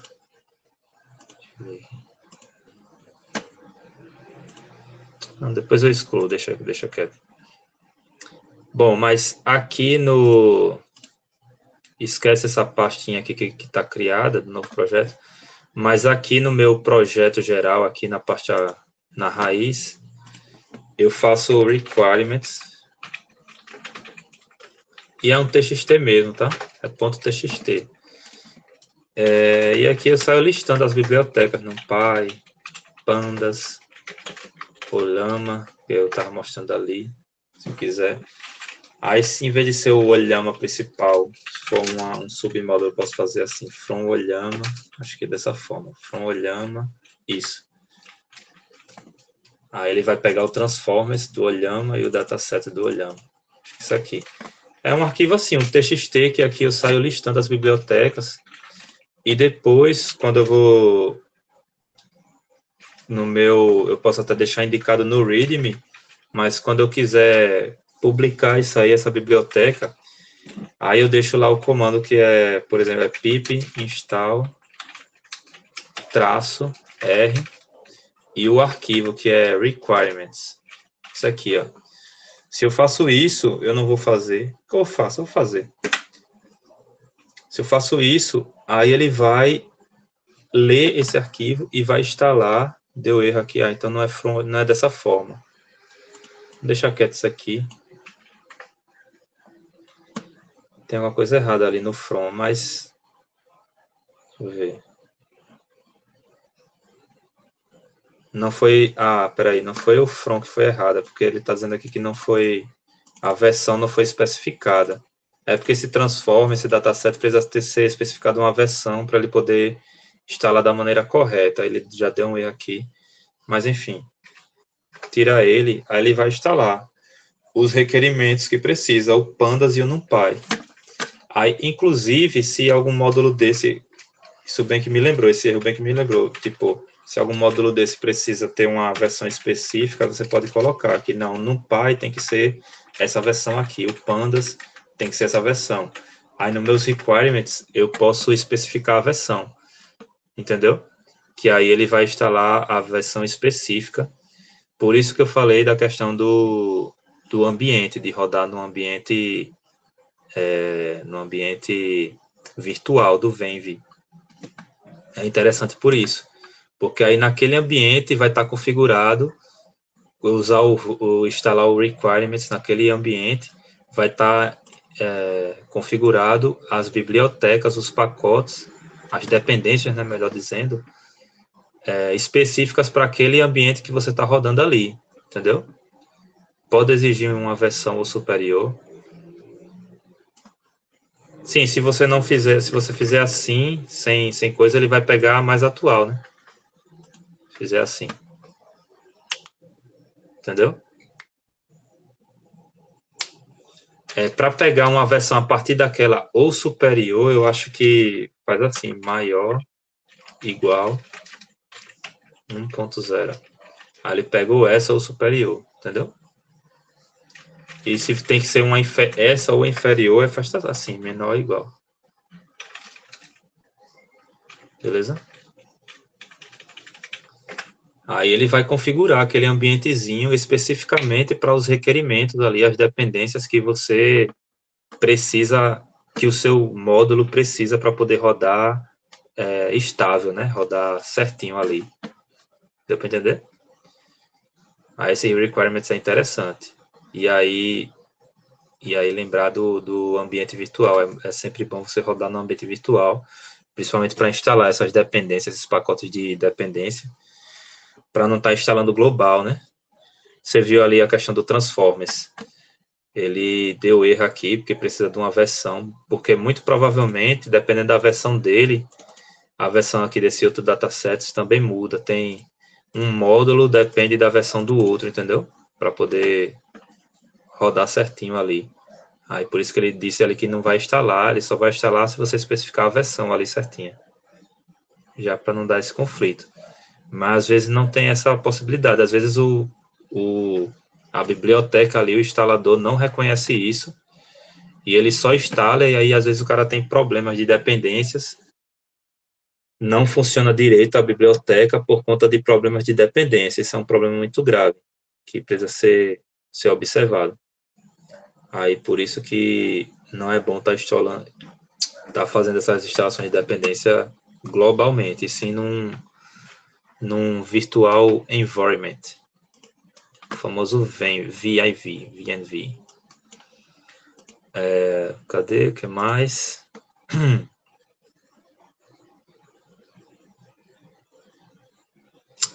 Sim, no install requirements, no setup é bom colocar também, né? Porque aí ele também vai enxergar. Da mesma forma que eu criei o requirements aqui, no meu setup, cadê ele? Aqui, esse install requirements, a gente tem que deixar, como é que se diz? Se eu coloquei o pandas lá, né? Eu devo colocar o pandas aqui também, deixar em conformidade, né? O meu requirements e o meu install requires também, certo? Porque aí ele vai, se eu botar pelo setup, a instalação pelo setup, se aqui tiver certinho, ele também vai fazer, deveria fazer certa a instalação, entendeu? Mas de qualquer forma, se vocês pegarem uma biblioteca aí que precisa instalar dependências, de qualquer forma, o melhor caminho é você instalar logo o requirements, fazer o pip install-r, né? Aqui, ó, isso aqui, ó, pip install-r e rodar o requirements. É sempre melhor você ir por esse caminho para depois rodar o setup do que só rodar o setup achando que o setup está certinho aqui, esse requirements vai pegar certinho, principalmente porque tem essa questão da versão de cada biblioteca dessa, que no requirements fica melhor configurado, né? Aqui no setup, eu não sei nem como é que se faz aqui. Não sei se é assim. O cara pode não ter colocado certo aqui, certo? Porque a atenção maior de requerimentos a pessoa dá realmente para o ponto TXT, aqui do requirements. Às vezes o cara pode até esquecer de fazer isso aqui, que nem eu esqueci agora. Entendeu? Aí é melhor você rodar o requirements logo. Deixa eu ver o que mais. E aqui é uma estrutura básica, né? Um exemplozinho. Não falei da licença, né? Acabei pulando, mas deixa eu ver aqui. Tava falando disso, né? Aqui. Bom, a licença, última coisa. A licença, ela tem essa questão jurídica aí, principalmente se vocês pensarem de fazer alguma coisa pública aí, um módulo, uma biblioteca, publicar ela aí, open source principalmente. Até os proprietários, software proprietários, eles têm suas licenças também, né? Mas como é código fechado, é mais licença para uso em si, né? E não para a forma de como é distribuída e tal, modificada. Mas também tem sua licença, né? Por que essa questão da licença? A gente pode fazer alguma coisa, compartilhar no GitHub da vida, e outra pessoa pegar, modificar aquilo ali e ficar utilizando e dizer, não, mas é de fulano. E depois fechar, né? Fechar o código e utilizar o código fechado. Então, a questão da licença serve para proteger isso aí, né? Para fazer uma proteção jurídica. E aí tem licenças aí, tem alguns tipos de licenças já prontas que a gente pode pegar. Isso para open source, né? Se for software comercial, proprietário, você provavelmente vai querer fazer uma licença própria, né? Específica ali. Mas também acha prontas também na internet. Só que aqui, né? Aqui vai ter uns exemplos de licença, já eu abro. Eu já expliquei um pouco disso aqui, né? Por quê? Questão legal, né? Outras pessoas poderiam usar o seu projeto, mas você está amparado legalmente. Tem a questão da proteção contra responsabilidades. O cara tá, como eu falei, o cara pegar o seu software e usar em outros cantos e dizer que a responsabilidade é sua e não dele. Ele ter alterado, entendeu? Pegar seu código, alterar e dizer que é o seu código. Então, quando tem a licença, você protege isso. Deixa claro, né? Que o que pode fazer e não no seu código, se o código que você publicou é só para você utilizar ele fechado daquela forma, ou se você pode modificar, deixa claro isso aí. E alguma licença garante que modificações do código também sejam abertas. O que é que eu quero dizer? Por exemplo, o MIT é uma muito permissiva, tipo, ela permite a reutilização, modificações e distribuição, até mesmo para proprietários. Ou seja, o que é que quer dizer com isso? É uma licença que diz assim, você pode pegar, você pode reutilizar, e pode até fechar o código depois, para os seus projetos aí, entendeu? Mas no caso ele deixa cravado o que é seu e a partir dali o que é do outro ali, do que o cara fez depois, né? Entendeu? Aí a GPL, ela fechar o código e não tornar ele mais público, entendeu? Aí ele se torna proprietário, né? Por exemplo, esse aqui que vocês não estão conseguindo acessar, ele está privado, né? Ele está fechado. Já o Olama aqui, ele é open source, né? Ele é público. Aqui eu consigo abrir todo o código-fonte dele, ó. Tudo.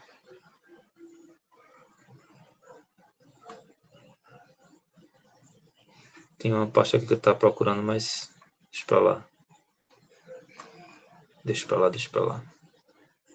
Ó, tem a parte de documentação, dos documentos. Tem um README só para documentação, tá vendo? Então, assim, o README, ele não precisa ser só um, né, do geral. Tem o geral, mas dependendo da complexidade ali do quanto tem na sua pasta, pode ter um README dentro da pasta também, né? Esse é o README geral. Aí dentro da pasta de documentação, como deve ter várias, extensa aqui, várias coisas, ó. Inclusive é tudo Markdown, ó, a documentação. Para Linux, para Windows, para Mac, vai ter o seu Markdown ali. Entendeu? Da documentação. Inclusive o próprio README. Bom, cadê? O GPL, ele não permite integração a proprietários, entendeu? Ele permite outras pessoas modificarem, mas elas dizem assim, ó, você pode pegar e modificar, mas ela vai continuar sendo aberto, um código aberto, entendeu? Aí essa licença aqui, que essa é a que eu sugiro vocês usarem, é a que está sendo usada no nosso repositório, inclusive, ó, tá vendo aqui, ó, GPL3. A licença é isso aqui, ó, tá vendo? É você copiar esse TXT aqui. Aí ela se encontra nesse site, eu vou abrir. Ó. Aí tem o Apache. O Apache ele é mais usado para quando você quer deixar expresso ali os direitos de patentes também, você tem a possibilidade de patentear alguma coisa. E esse Unlicense, ele não recomendo usar ele.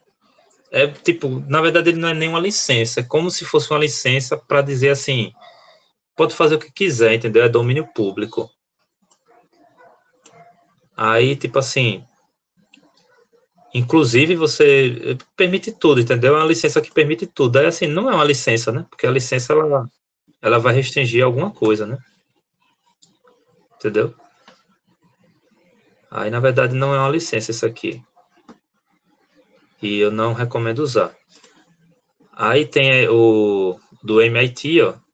Tem esse site opensource.org/license, ele vai trazer vários tipos de licença. Aí, ó, você vê que a do MIT ela é bem mais resumida, porque justamente ela é bem liberal, mas ela faz a proteção legal necessária, dizendo assim, ó, esse código ele tem autoria, ó, você coloca aqui quem é o copywriter, né, e o ano.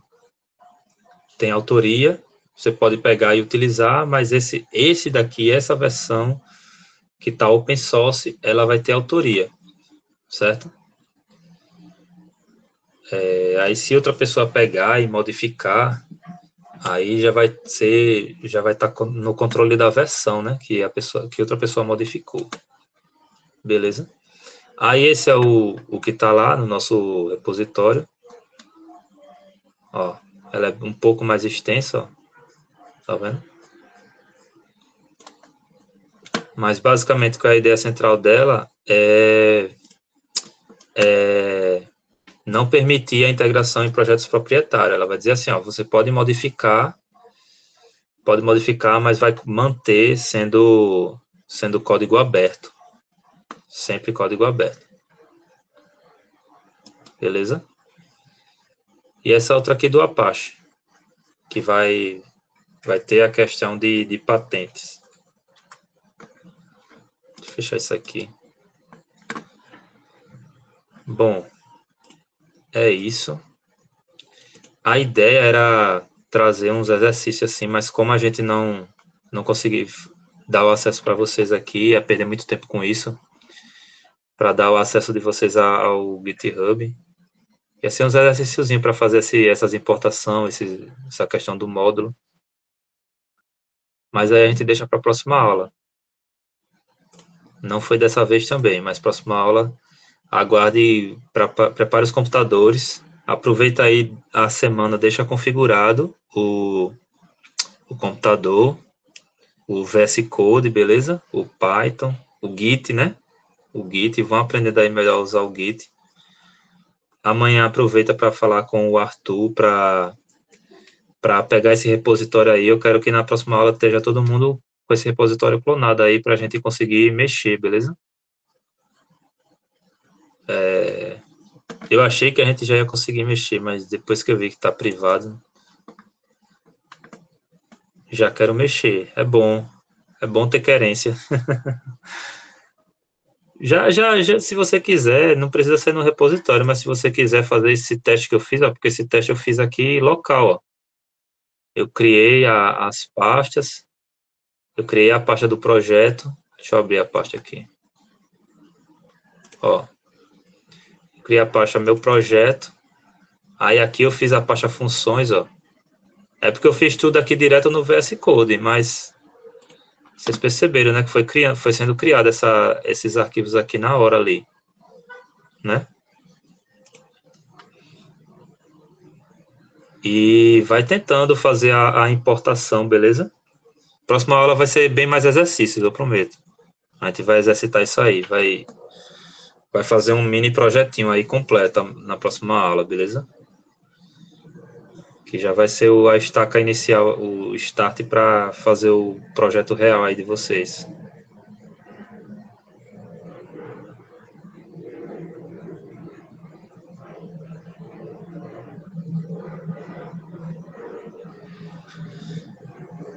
Pegar o link da monitoria. Ah, sim, da aula, né? Que você tá sem o WhatsApp, né? Olha, dá assistência aí, alguém dá assistência aí para o Pedro. É no mesmo link daqui, mas o link fica mudando.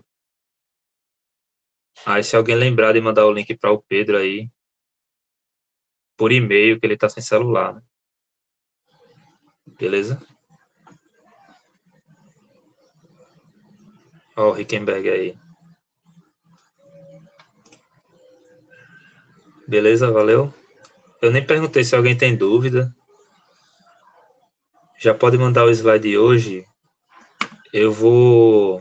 Porque esse daqui que eu estou usando é do professor passado. Mas eu vou tentar fechar o slide hoje. Pelo que eu vi, só tinha uma modificação, não foi? Tem esses exemplos que ele colocou que não deu certo. Por exemplo, do readme aqui. Que eu vou mexer. E foi o quê? Foi o negócio do init, né? Do init aqui, que na verdade isso aqui, né? Componente que não foi importado no init não está disponível, ele está sim. Aí tem que modificar isso aqui, mas eu vou tentar mandar hoje. Porque isso aqui é um PDF, né? Aí eu queria já deixar certinho com aqui o nome. Aula 5, né? Não é aula 5. E aqui é um PDF, eu queria deixar certinho já com o modelo que eu recebi do PowerPoint. Mas eu vou tentar mandar hoje, beleza? Não prometo. Você sabe se a gente tem acesso a esses slides? Ah, esse aqui não, mas eu vou mandar. Certo? Eu sei que eu tô devendo isso aí, eu vou mandar. Amanhã, de certeza. Hoje eu não sei, certo? Eu vou tentar mandar esse ainda hoje. Pronto, eu vou tentar esse ainda hoje.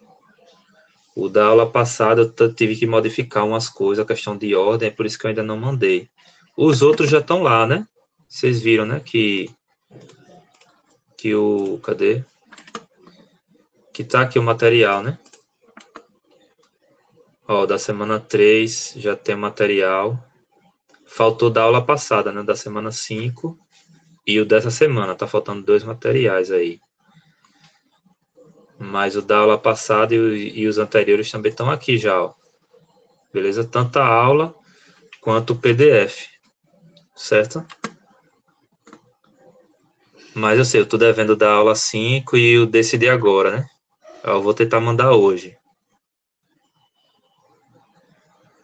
Beleza?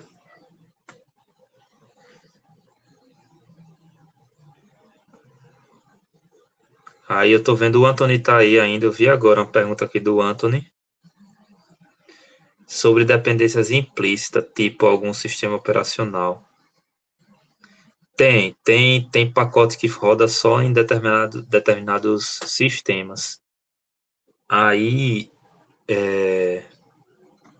eu não sei exatamente como fazer essa diferenciação no requirements. Eu acho que nem tem lá no Olhama, tinha uma pasta para Linux e uma para Windows, né?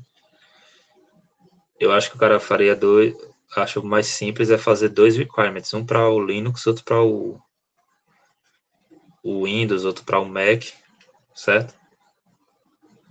Mas tem isso aí mesmo. Eu já trabalhei com biblioteca que inclusive na dependência, no requirements do cara, o cara já imaginou que fosse um Mac que você pegasse. Ele imaginou que todo mundo é rico, né? É gringo, né? Aí na realidade dele, todo mundo usa Mac. Aí o requirements lá tinha umas coisas, uma biblioteca lá de iOS, iOS, não sei o que das contas lá. Quando eu fui instalar as dependências, deu erro, quando eu vi era isso.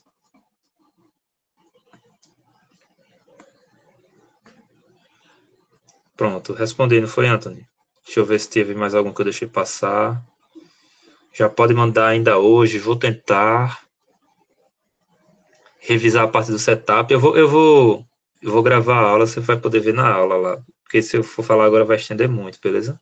O Pedro Marques aí. Eu vou gravar a aula certinha dessa segunda parte aí.